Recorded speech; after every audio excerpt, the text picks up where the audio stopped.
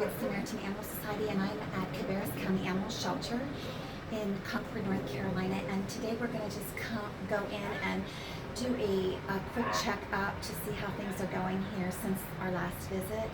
If you recall, I had asked Cabarrus County governments, the county commissioners, to remove the stop signs at the shelter so that we could see all animals, make them visible, make them capable of being adopted, and that there would be no prejudice for any dogs or cats.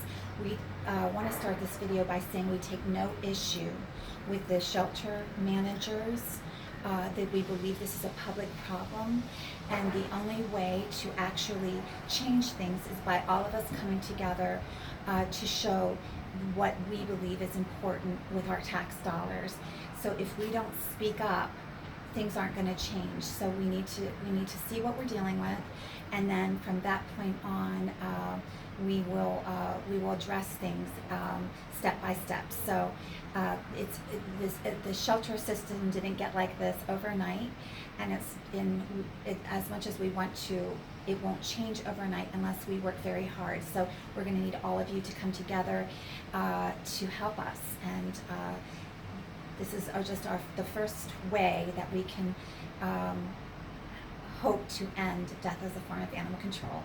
All right, if you can put on pause, thanks. Hi, I'm right here again, and when we're going into the first area, which is the adoption area and rescue area, I believe, and we have gotten permission. I asked, according to my First Amendment right, to be taken back behind the stop sign so we can see exactly what's happening here.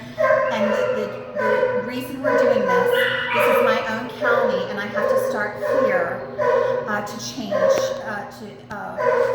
evoke change in our animal shelters. So again, there's a no mittens unless escorted by shelter employee, and that may be because of liabilities. But these are the animals in this first section. And again, these are the dogs.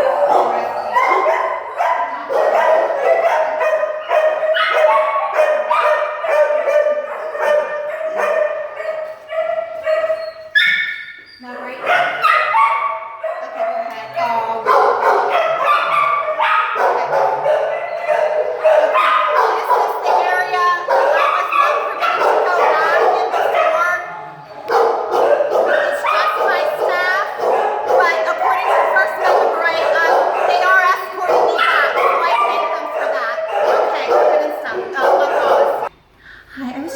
To a member of staff, and we are back here in the back where I call them invisible animals. She has mentioned that she's never declined anyone entry back here that wanted to go back, but this is just generally for people that have lost their animal, if I'm saying this correctly, lost their animal, is that right? That they come back here as a general rule. So, but this is the first time it's been videotaped. So that's why we have, she had to ask permission, but we wanted to show you. Every animal that is back here that has been is lost. Okay, we cannot film her face, but I want you to hear her voice. If you can just come closer. Every animal that is back here that is a stray has been had a photograph taken and put on Facebook and on the county website. So every animal that we see back here is already represented on 2 different sites. Wonderful. And where would they be? They're on Facebook, the Cabarrus County Shelter Facebook, and the Cabarrus County Shelter. Okay. So all of the animals are already represented. So those that are fact checkers, you can do that, but we have no reason not to believe her. So what we're doing is we're showing you how many kind of doors did you say? 18. There are 18 behind those doors. And I have not, in fairness, I've not been given access back here since Humane Society has left. I've not been able to come back. So this is a good day for us. So, all right, so you can film. There's 18 kennels. If you see your lost dog, you want to come down to Cabarrus County. And they give the reasons, keep going back. They give the reasons that, bless the Lord. Keep going, Robert. Just go around this side. And there's 38. Okay. So altogether, right?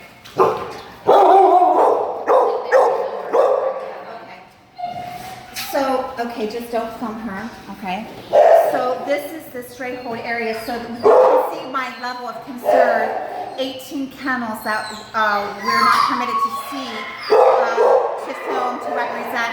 But they say on their side that they're still in custody of the sheriff's department because they haven't had their hold time. And upon request, you can come back here. Yeah, upon request, if you lose a dog or just anyone can come back here. You asked to come Okay, back. now they're saying that anyone can come back here if you request to come back, even if they don't have a lost dog. What would they come to look for? She's asking what would they come and look for? Just to audit, to Friends see how dog. what the county dollars are paying for. So anybody can come back here, but they have to be assisted just by one of the members of staff. Okay, so now the doors are open for you, Harris County, to come and check. All right, so back behind there, you have also another room, is that right? Okay, just don't take room. This is the intake room. So if an officer brings in a dog, then it goes into one of these cages, Okay. and then it is evaluated and moved out into a room. Okay, so they first come in here. The dog, if a dog comes in from the community, they first come to this room. Then they go to the next area, and then they find. Don't get her face. I got it. And then they go into the final area when it's adoption, or adoption. When or- they're or evaluated, they go to our evaluated. rescue or adoption program. Rescue or adoption. Okay, all right. Okay, all right. This is when. I'm very, very ill. Okay, the cats that you're looking at right now are on bite hold, or they just have come in. This is an isolation area, is that right, Nancy? No, this is intake area. This is intake area. So is this everywhere other than the cat rooms in the front? This is every animal in the shelter. It is. Have we? Well, Okay. I still have Oh, isolation. okay, one more area. We're going back yet into other area. This is another isolation area. Thank you so much. And do you not get her face? No. okay? Okay, so tell me, what are we seeing here? So right here, right now, we typically use it for an isolation area. If we have sick animals, right now we don't have sick animals, so we're kind of using it as For the kitten area, isolation area, just sure. to keep them out of general population. And also because they are really open for diseases, right? So the kitten season has started, huh? Yeah. And there's some more here. So this has been a wonderful experience. Thank you, Mary, for taking me back here. So you can see there, this is now what month? It's May, and we're looking at already. Look at the kittens. Look at the amount of kittens we're seeing already. And how long does the kitten season go for, Mary? Would you say? I would say September. Until September, and Yeah. so this is just the beginning of Oh, a yeah. lot to come. So this is one of the reasons we have to appeal to the public to change. It is not the fault of the animal control. It is not the fault of, it's a collective problem that we have, and the people that are working in the shelters, they are dealing with the results of what the public is doing, who we elect into public office, how we manage our monies with county and state. And what needs to happen is, if we care about the animals, we need to give more funding to animal control. We need to elect the right people that say that they care about animals, and help the people that work for the animal control. This is just, it's a lot of work. Now, they have said and have mentioned numerous times that they do a great job here at Cabarrus County. And Mary has also said that the same thing, that you do a great job. But there are some shelters that may not have the staffing that this particular shelter has.